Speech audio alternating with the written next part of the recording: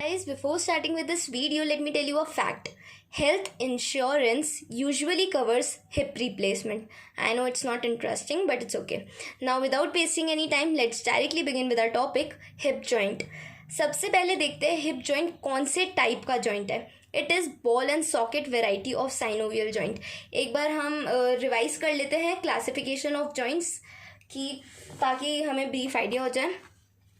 Classification of joints दो basis पे किया गया है, फंक्शन के बेसिस पे और स्ट्रक्चर के बेसिस पे. फंक्शन के बेसिस पे तीन होते हैं, साइन आर्थरोसिस, एम्फीआर्थरोसिस एंड डायआर्थरोसिस. और स्ट्रक्चर के बेसिस पे भी तीन होते हैं, फाइब्रस, साइनोवियल एंड कार्टिलेजिनस. जो सिन आर्थरोसिस होता है इसमें आते हैं स्यूचर्स जो कि फाइब्रस जॉइंट्स में प्रेजेंट होते हैं, और एम्फीआर्थरोसिस में आते हैं कार्टिलेजिनस के सेकेंडरी जॉइंट्स. क्योंकि जो सिन आर्थरोसिस होता है ये कम्प्लीटली इमूवेबल होता है, जो कि फाइब्रस जॉइंट्स होते हैं.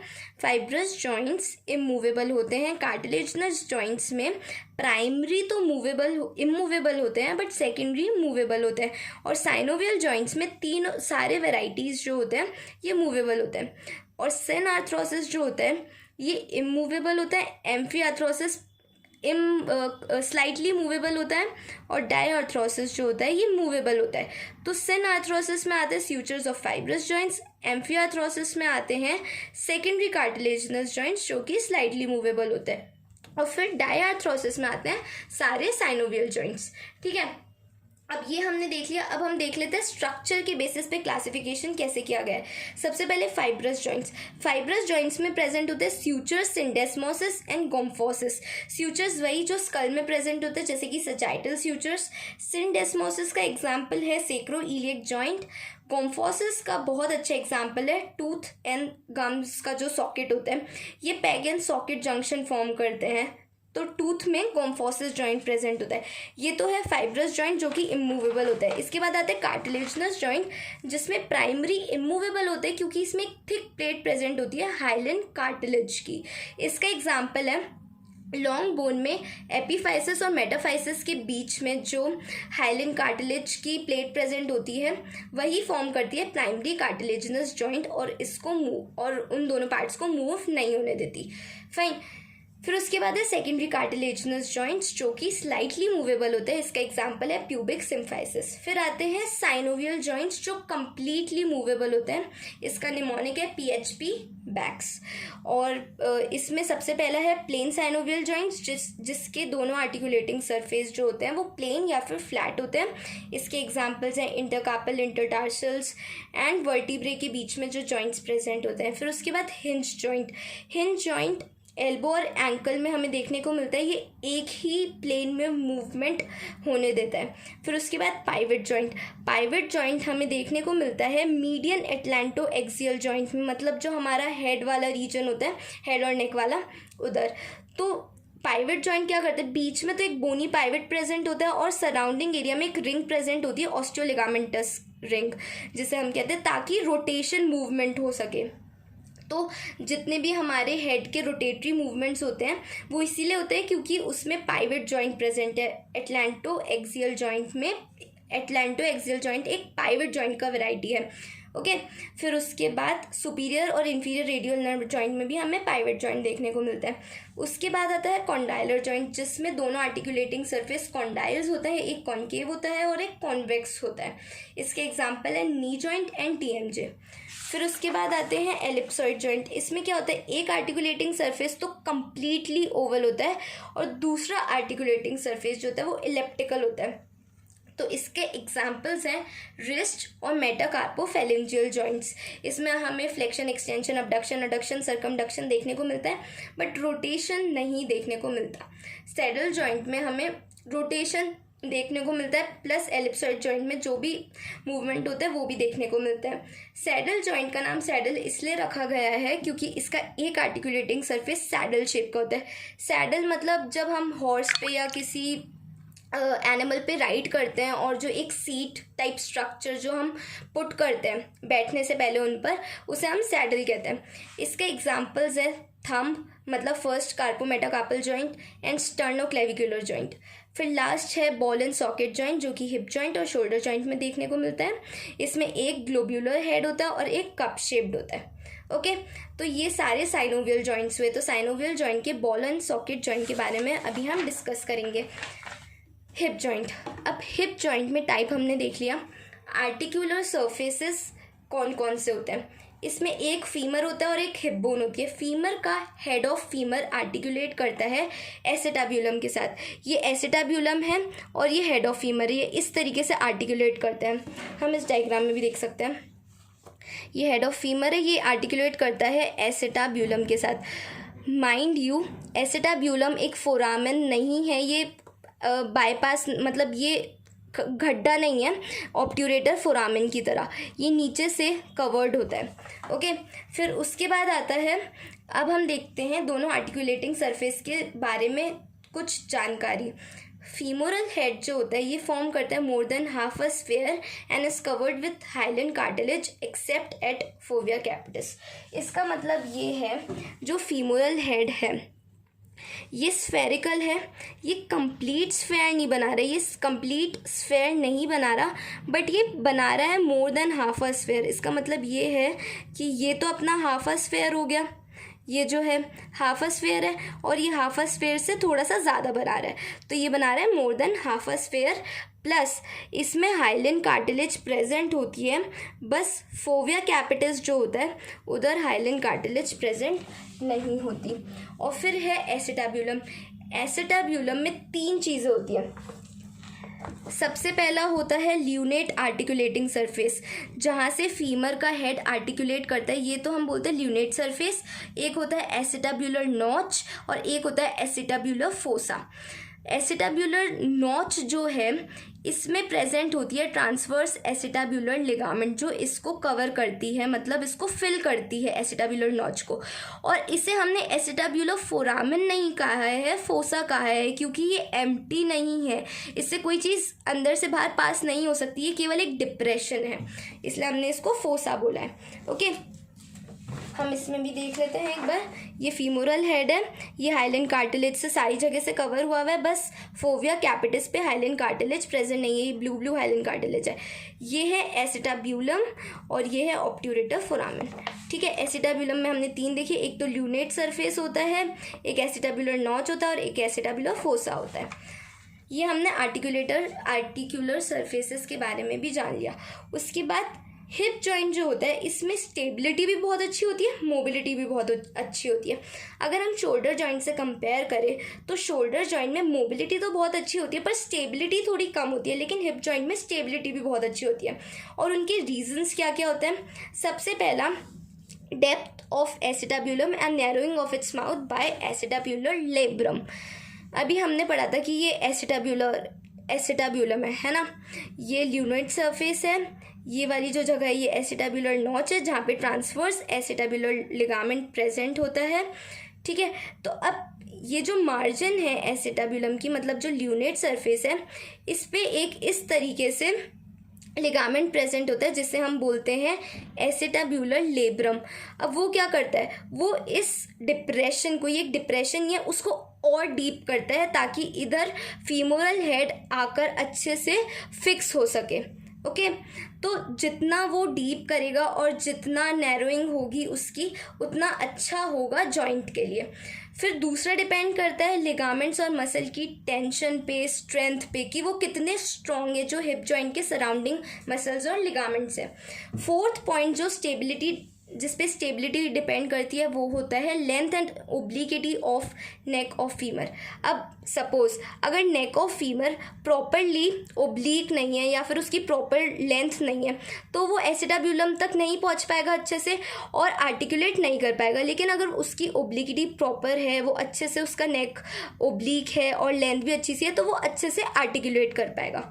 ओके, तो अभी तक हमने केवल टाइप्स पढ़े हैं, आर्टिकुलर सरफेसेस के बारे में पढ़ा है और ये देखा है कि स्टेबिलिटी किन किन रीजंस की वजह से होती है। अब हम देखते हैं लिगामेंट्स। लिगामेंट्स में सबसे पहला होता है फाइब्रस कैप्सूल। फाइब्रस कैप्सूल मतलब एक ऐसी कैप्सूल जो हिप जॉइंट को सराउंड कर रही है कंप्लीटली और उसको प्रोटेक्शन प्रोवाइड कर रही है। ओके अब ये कहाँ कहाँ अटैच होती है, ये हिप बोन पे किस चीज़ों से अटैच होती है, हिप बोन पे ये होती है एसिटाब्यूलर लेब्रम से, ट्रांसवर्स एसिटाब्यूलर लिगामेंट से, and to the bone above and behind the acetabulum, और फीमर पे होती है इंटरट्रोकैंट्रिक लाइन पे। अब मैं बताती हूँ, देखो ये एसिटाब्यूलम है, एसिटाब्यूलर लेब्रम जो है उधर से ये आती है, प्लस जो ट्रांसवर्स एसिटाब्यूलर लिगामेंट होता है ना वो भी एसिटाब्यूलर लेब्रम की ही एक्सटेंशन होती है। तो जो फाइब्रस कैप्सूल है पूरे सर्कुलर वे में आती है, और इधर फीमर का हेड है, फीमर के सपोज ये ग्रेटर ट्रोकेंटर है, ये लेसर ट्रोकेंटर है, ये इंटर ट्रोकेंट्रिक लाइन हुई, तो ये यहाँ से आएगा और यहाँ पर इंटरट्रोकेंट्रिक लाइन पर और नेक ऑफ फीमर पर अटैच हो जाता है। तो ये कंप्लीटली सराउंड कर लेता है हिप जॉइंट को। हम इसमें देखते हैं, ये है, ये यहाँ से आ रहा है फाइब्रस कैप्सूल और कंप्लीटली इसको सराउंड कर रहा है हिप जॉइंट को। Okay, capsule of hip joint, ये वाइट ये समझ आ गया। सबसे पहले हमने फाइब्रस कैप्सूल पढ़ा लिगामेंट्स में। अब 3 चीज़ होती है, इलियोफीमोरल लिगामेंट, प्यूबोफीमोरल लिगामेंट एंड इशियोफीमोरल लिगामेंट। सबसे पहले इलियोफीमोरल लिगामेंट, ये वाई शेप्ड या फिर ट्रायंगुलर होता है। ये है इलियोफीमोरल लिगामेंट, ये हम देख सकते हैं ये इन्वर्टेड वाई शेप्ड है, या फिर हम इसको ट्रायंगुलर भी बोल सकते हैं। इसका एपेक्स जो होता है ये एंटीरियर इंफीरियर इलियक स्पाइन पे होता है, और जो बेस बनता है वो इंटरट्रोकैंट्रिक लाइन पर बनता है। ठीक है, इन्वर्टेड वाई शेप या फिर ट्रायंगुलर हम इसको बोल सकते हैं। और ये बहुत ज़्यादा one of the most strongest ligaments है बॉडी में, और इसका काम ये होता है क्योंकि ये इतना ज़्यादा स्ट्रॉन्गेस्ट है, तो जब हम खड़े होते हैं तो ये हमारी ट्रंक को पीछे की साइड गिरने नहीं देता। मतलब सोचो ये कितना स्ट्रांग होता होगा। इलियोफीमोरल लिगामेंट, इसका एपेक्स होता है AIAS पे और इंटरट्रोकैंट्रिक लाइन पे ये बेस फॉर्म करता है। तो 4 बातें जानी बस इसके बारे में, ठीक है। फिर उसके बाद आता है प्यूबोफीमोरल लिगामेंट। प्यूबोफीमोरल लिगामेंट जो होता है ट्रायंगुलर होता है और सपोर्ट करता है इंफीरियो मीडियली। ये हम हिप जॉइंट का एंटीरियर साइड देख रहे हैं। तो प्यूबोफीमोरल लिगामेंट ये ट्रायंगुलर है, इस तरीके से ट्रायंगुलर है, और ये इंफीरियो मीडियली कर रहा है। मतलब ये वाला तो मीडियल डायरेक्शन है और ये इंफीरियर है, तो ये इंफीरियो मीडियली हिप जॉइंट को सपोर्ट करता है। ठीक है, फिर उसके बाद आता है इशियोफीमोरल लिगामेंट।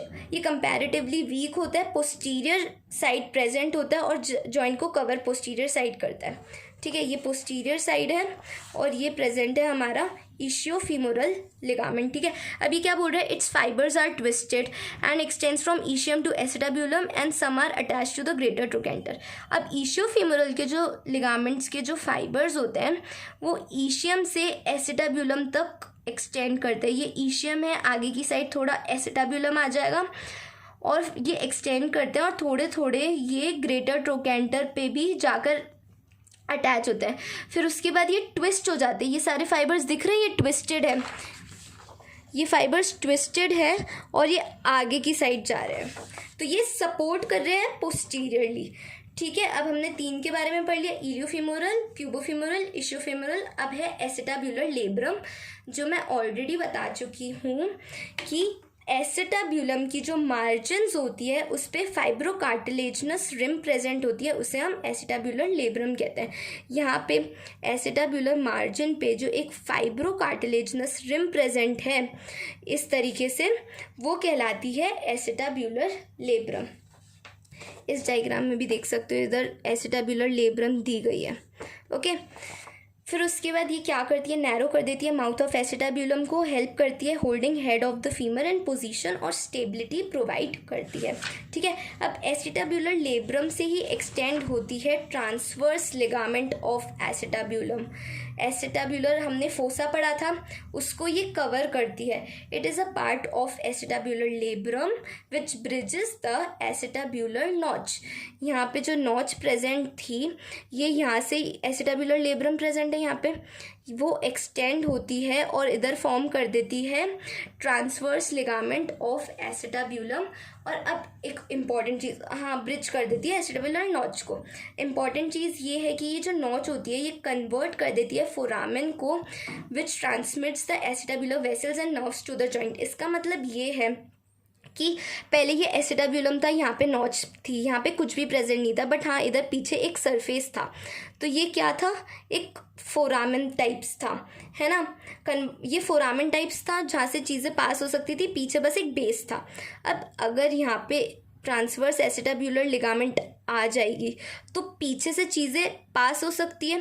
तो ये क्या बन जाएगा, एक फोरामेन बन जाएगा। पहले हाँ मतलब पहले कुछ भी फोरामेन नहीं था, बट अब आगे भी एक चीज़ है, पीछे भी बेस है और आगे भी ये लिगामेंट प्रेजेंट है। तो एक खड्डा टाइप्स बन जाएगा बीच में, जहाँ से एसिटाब्यूलर वेसल्स और नर्व पास कर सकती है। तो मतलब ये जो लिगामेंट है ये एक फोरामेन बना देती है। ओके, फिर लास्ट है ligament of head of femur.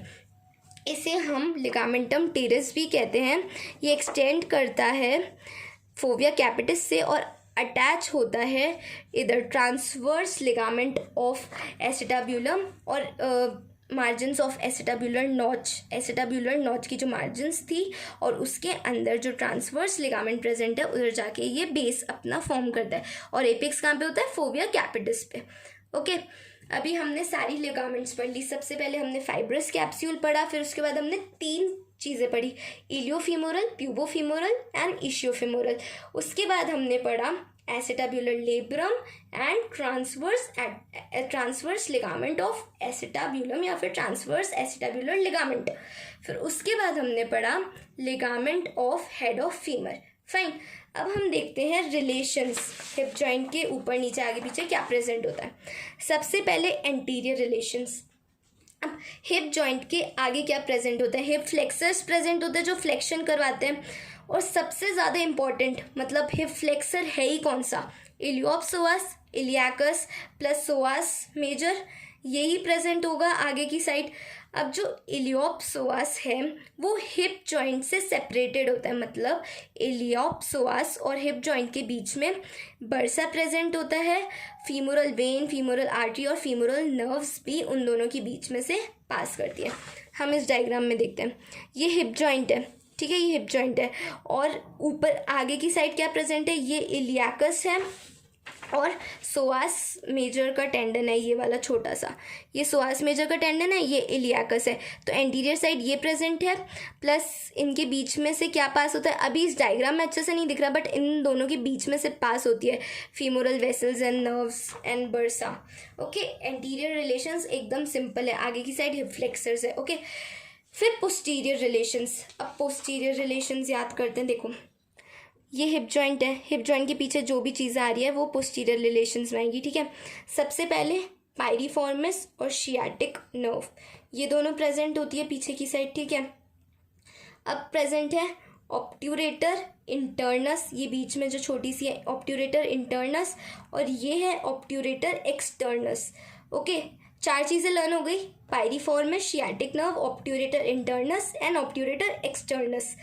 अब हमें पता है पीछे जो मेन मसल प्रेजेंट होती है ग्लूट्स रीजन में, दैट इज ग्लूटियस मैक्सिमस।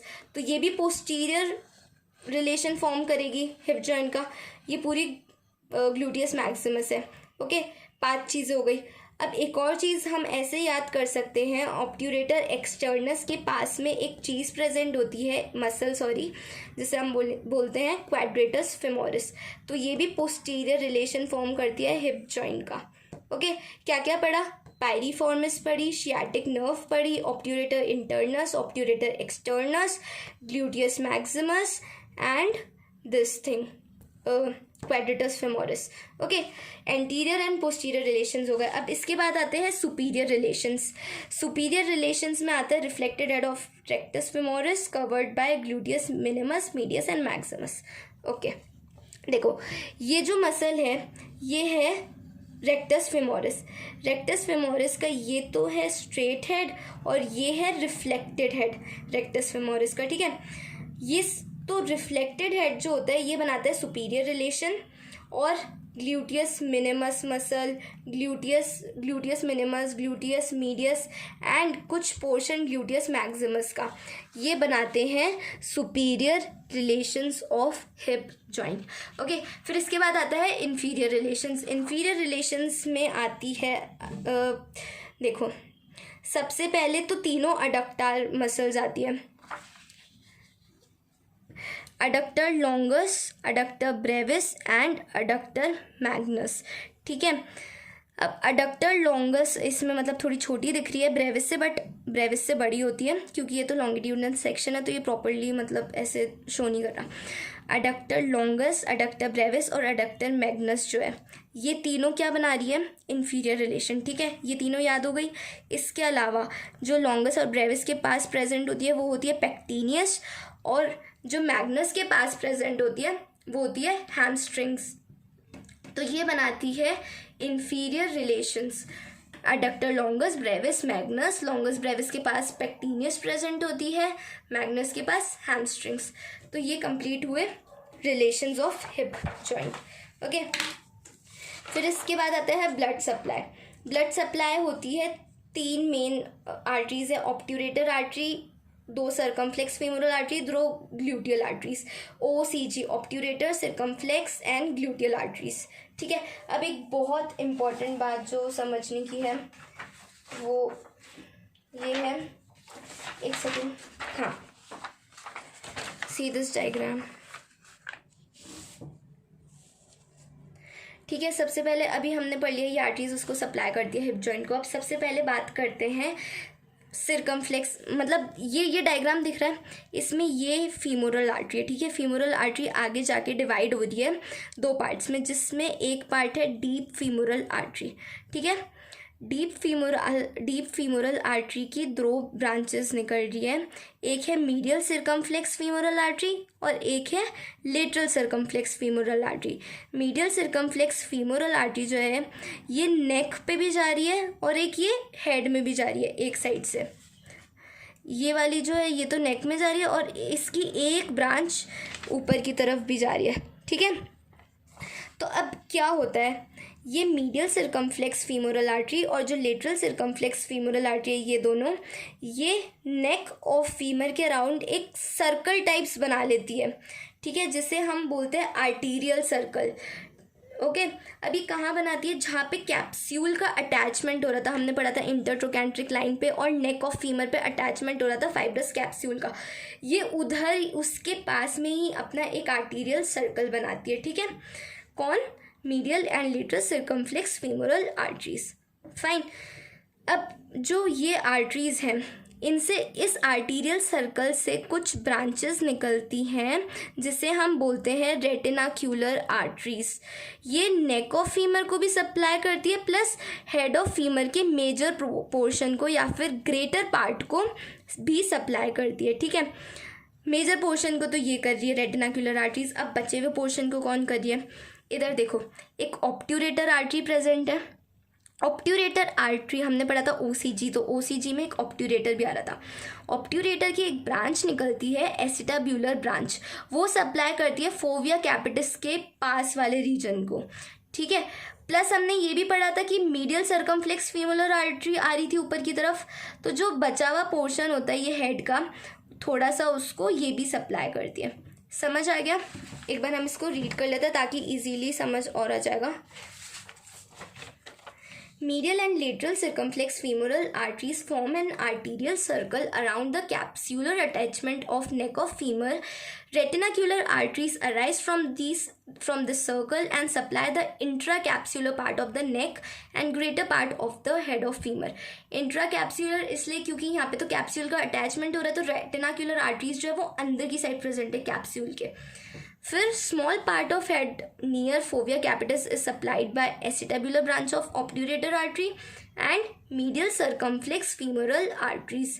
ठीक है, ये हमने फीमोरल और थोड़ा हिप जॉइंट की बात कर लिया। अब थोड़ा सा हिप बोन की साइड देखें तो उधर प्रेजेंट होती है ग्लूटियल आर्टरी।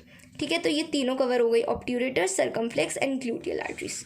ओके, ये ब्लड सप्लाई थी। नर्व सप्लाई भी बिल्कुल सिंपल सी है, हमने उधर पढ़ा था सर्कमफ्लेक्स फीमोरल आर्टरी, तो इसमें है femoral nerve.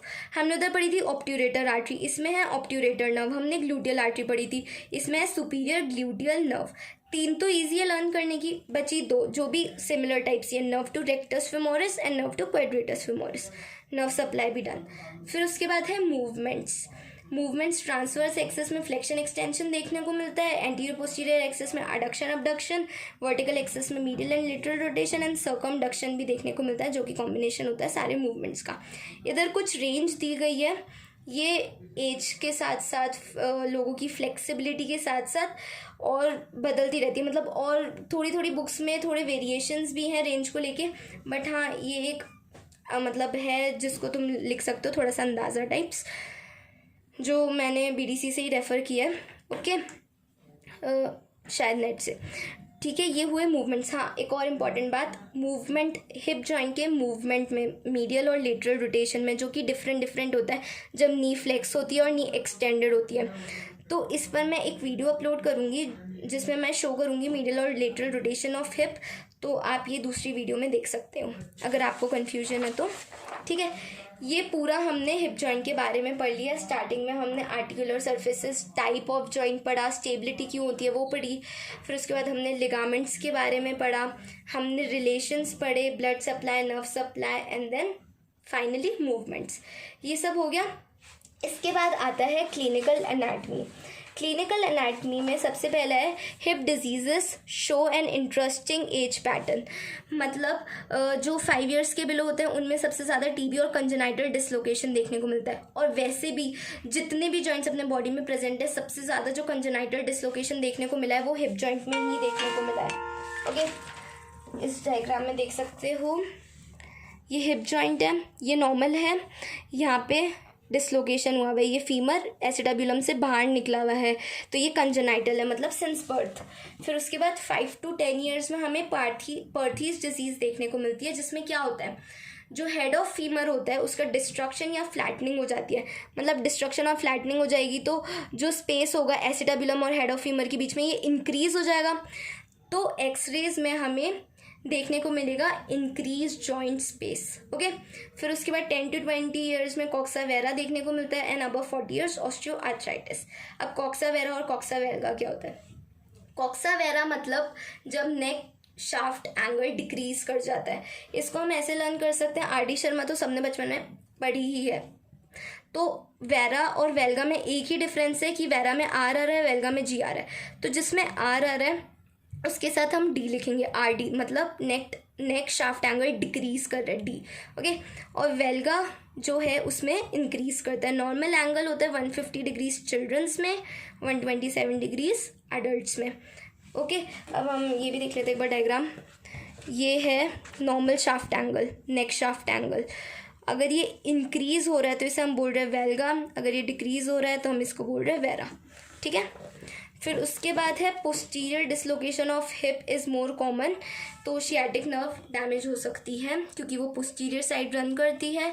Disease of hip, अगर हिप में कोई डिजीज़ है जैसे कि ट्यूबरकुलोसिस, तो वो नी में भी पेन कर सकती है, रेफर्ड पेन करेगी, क्योंकि हिप और नी की नर्व सप्लाई सेम होती है, तो वो डर्माटोम्स बन जाते हैं और वो हिप का पेन नी में भी रेफ़र कर सकती है। फिर 5th पॉइंट है एस्पिरेशन ऑफ हिप जॉइंट। मतलब नी जॉइंट में से अगर हमें कुछ एस्पायर करना है तो हम किस तरीके से करेंगे? Look at this diagram.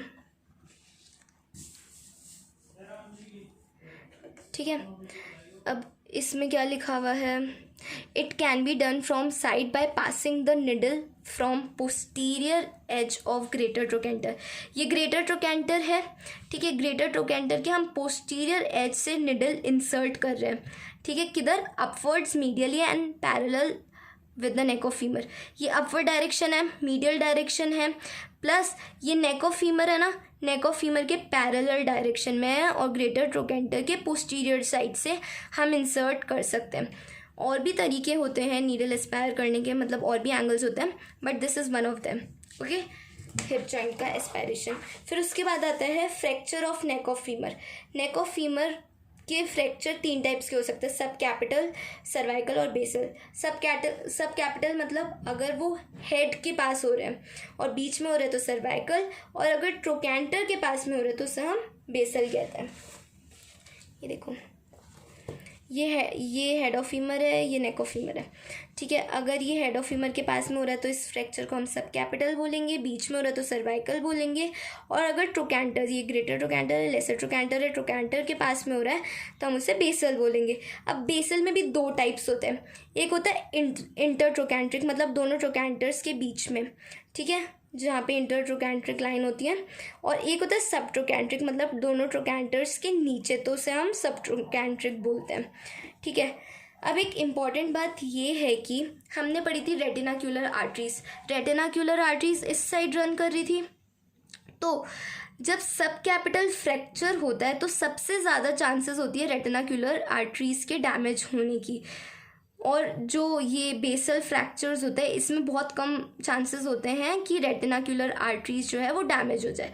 अब अगर रेटिनाक्यूलर आर्टरीज इस डायरेक्शन में है जो डैमेज होगी, ठीक है, तो क्या होगा, वो नेक ऑफ फीमर और हेड ऑफ फीमर तक ब्लड सप्लाई कट डाउन हो जाएगी, नहीं पहुंचा पाएगी, तो उसके जो टिश्यूज़ है वो डेड होने लग जाएंगे, मतलब उसका क्या हो जाएगा, एवेस्क्युलर नेक्रोसिस, ठीक है। ये बोल रहा है damage to retinacular arteries causes avascular necrosis of head of the femur, maximum in subcapital fractures and least in basal fracture. और ये कॉमनली ओल्ड एज में देखने को मिली है, जिसमें ट्रिवियल इंजरीज होती है। ट्रिवियल इंजरीज मतलब जिसमें बहुत कम फोर्स लगता है और उसके कारण भी इंजरी हो जाती है, क्योंकि ज़्यादातर ये वाली जो फ्रैक्चर है हमें कौन से एज में देखने को मिल रही है, ओल्ड एज में, मतलब 40 to 60 ईयर्स के पास में, तो उनकी वैसे ही बोन्स वीक हैं, तो उधर ट्रिवियल इंजरीज होती हैं। जो वॉयलेंट इंजरीज होती है वो होती है बेसल एरिया में, मतलब जो बेसल फ्रैक्चर अगर होता है तो, मतलब इंटरट्रोकैंट्रिक या फिर सबट्रोकैंट्रिक फ्रैक्चर हो रहा है तो वो वायलेंट इंजरीज के कारण होगा। डन। फिर इसके बाद लास्ट पॉइंट है शेंटन्स लाइन। शेंटन्स लाइन एक कर्व है, ये देखो, Shenton's line is a continuous curve form by upper border of obturator foramen. ये ऑब्ट्यूरेटर फोरामेन है, ऑब्ट्यूरेटर फोरामेन की अपर बॉर्डर से ये कर्व चालू होता है और कहाँ तक एक्सटेंड होता है, जो नेक ऑफ फीमर है, ये नेक ऑफ फीमर है, नेक ऑफ फीमर की लोअर बॉर्डर तक कंटिन्यू होता है, ठीक है। तो ये एक कर्व देखने को मिलता है एक्सरेज में। और अगर फ्रैक्चर हो जाता है तो ये जो कर्व होता है ये अब नॉर्मल देखने को मिलता है। जैसे अगर हम इसमें देखें फ्रैक्चर हो रहा है और इसमें ये हेड ऑफ फीमर बाहर निकल गया है, तो ये कर्व जो है ये अब नॉर्मल कर्व देखने को मिल रहा है, ये प्रॉपर कर्व देखने को नहीं मिल रहा, ठीक है। ये है Shenton's line. So this is all about hip joint. 2 videos और हैं क्लासिफिकेशन ऑफ जॉइंट्स की, अगर आप देखना चाहो तो, और वो हिप जॉइंट के movements medial and lateral rotation में, वैसे तो सारे ही डालूंगी बट कन्फ्यूजन उनमें ही होती है, तो अगर आपको वो देखनी है तो वो आप देख सकते हैं। And thank you so much for watching the video. और अगर आप लोगों को पिक्चर्स चाहिए नोट्स की या फिर ये डायग्राम्स की, तो you can refer to my Instagram page by the name caduceus_ख्याति। Thank you. Bye. Link is also given in description box. Bye bye.